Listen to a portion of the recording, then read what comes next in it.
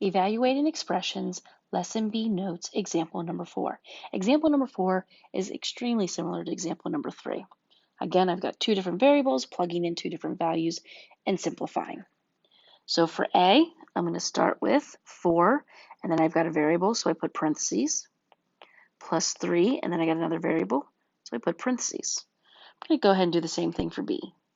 9, put my parentheses, minus 2, put my parentheses.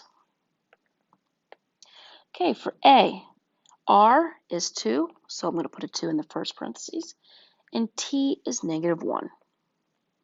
So I'm going to start with my multiplication. 4 times 2 is 8. They're both positive, so it will stay a positive 8. Next, it's 3 times 1, which is 3, except that is a negative 1, so I've got 1 negative. 1 is an odd number. The odd amount of negatives means the 3 will be negative. And now I combine these terms. I've got 8 minus 3, and 8 minus 3 is 5.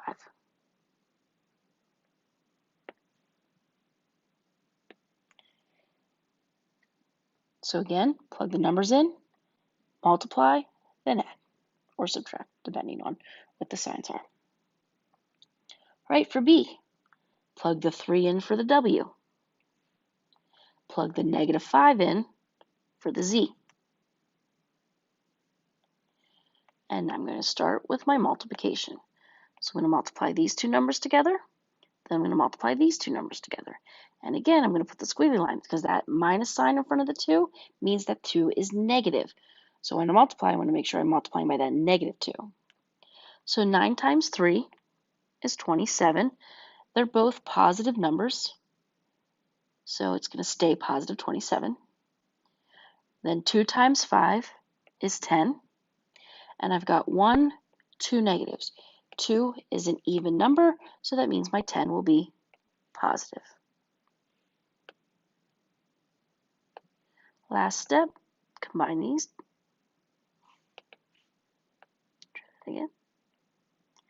So 27 plus 10, I somehow lost my plus sign. There we go. 27 plus 10 is 37.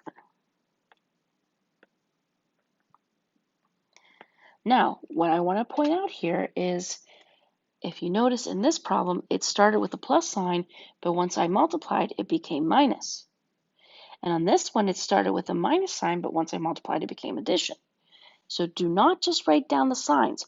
Do your multiplication first, determine if it should be positive or negative, and if it's positive, put a plus sign between the numbers, and if it's negative, then put the minus sign. Stay away from double signs. Again, stay away from double signs. If you have any questions on example 4, let me know.